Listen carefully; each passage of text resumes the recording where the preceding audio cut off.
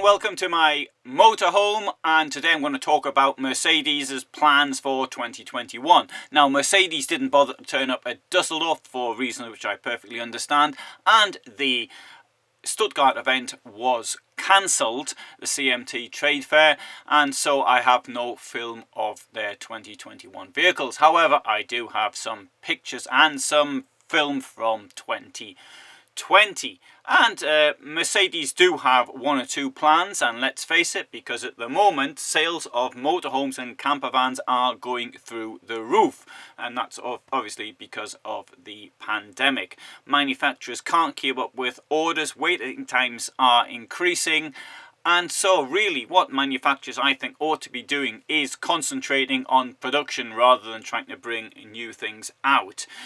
Nonetheless, Mercedes does have one or two new things for this year, which I shall tell you about right now. First thing I'm going to mention is it tends to sell 25% more Marco Polo campervans than it did in 2020.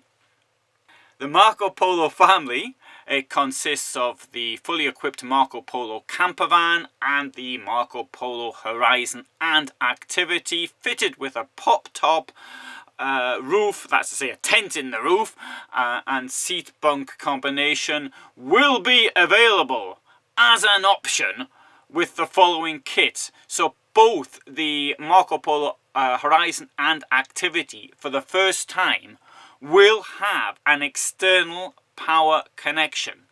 Right, now, how did they manage to get away with not having an external power connection in the past is completely beyond me. In fact, when I told the dog about this, she fainted, and here's the proof.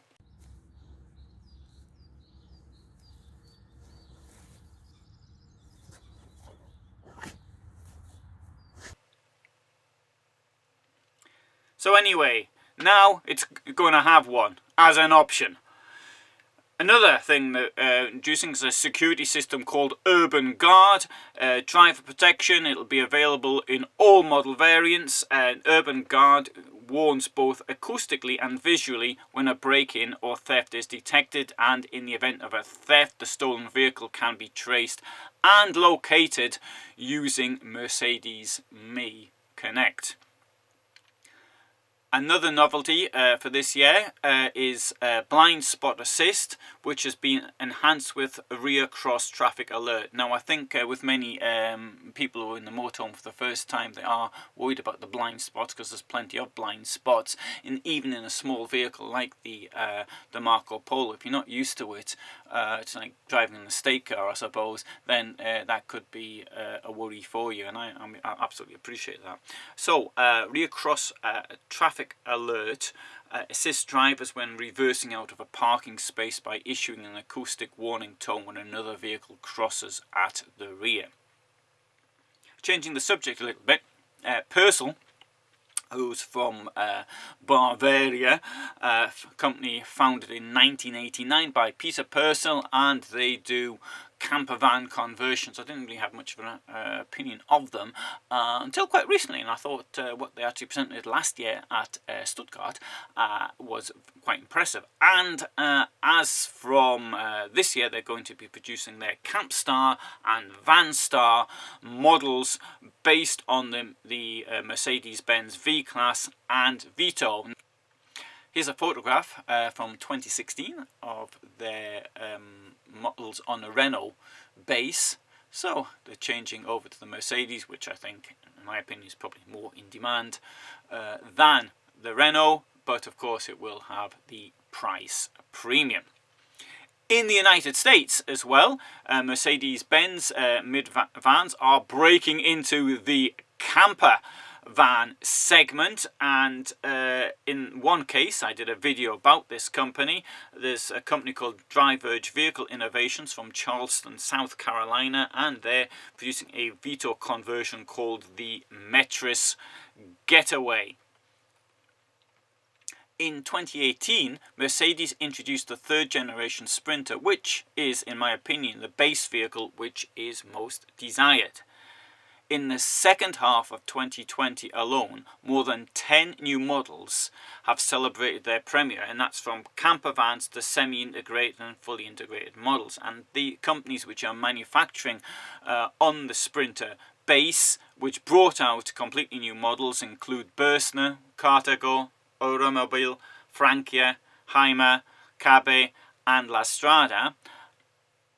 And I'd also like to give a shout out to my friends from Alpha Van in Wangen in Germany's Allgäu region, who've brought out a rather unusual vehicle on the Sprinter basis, which you can see here.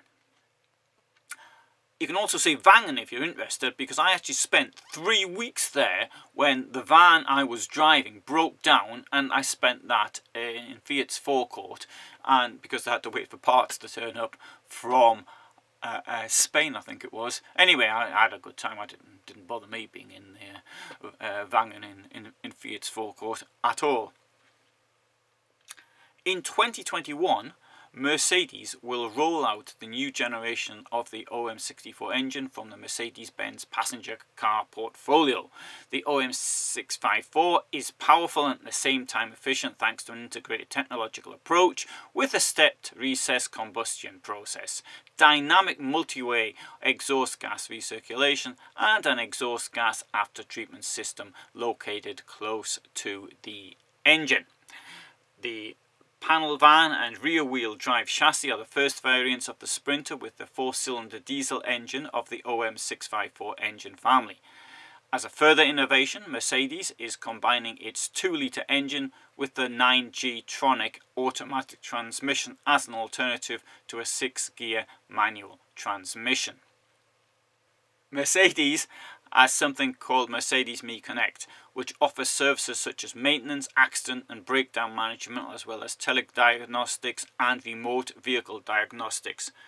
The service's vehicle setup and vehicle monitoring are now available cost-free as standard for 3 years, while it's during the guarantee period, while the vehicle setup services make it possible to call up the tyre pressure or fuel level via the smartphone app.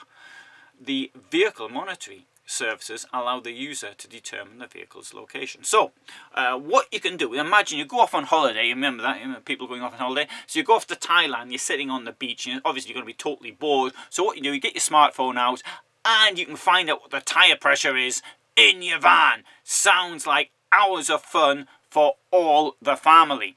Now, imagine the scene. So somebody's out there and they look up, and they're in the van, and they look up on their smartphone, and they say, "Look, the tyre pressure's low. What do we do now?" Well, they could always try ringing up Mercedes and asking them what to do. I'll tell you, put some air in the tyres. Yeah, and how do I do that? Aha, right, good. So anyway, I just mentioned that one. So Mercedes has also announced it's going to present a successor to the Citan in the second half of 2021. In my opinion, this is a small vehicle to make an RV out of, especially as it has wide opening sliding doors both on the left and right side of the vehicle. However, if you're tiny or you want something for your rabbits to go away on holiday, then it might be suitable. As I say, it's horses for courses, or in this case, rabbits for vans. The Citan, I think, would make a suitable kennel for your dog, assuming of course that your dog is not at the age that mine's at and can still jump in and out. Mine unfortunately can't. And she does have a kennel, but she never used it. But anyway, you can't really take a kennel with you when you're in your van, can you? Right, so thank you very much for listening to this piece of news about what Mercedes is planning to do in the RV market in 2021. I will, of course, film these things should I ever see them. But for me to actually see them will require all sorts of restrictions being lifted. And so for the moment I'm just sitting in my van in the cold. Well, it's cold outside, it's nice and warm inside. And where I am, quite happy. So all the best from here. And if you haven't already done so, please subscribe. Thanks. Bye.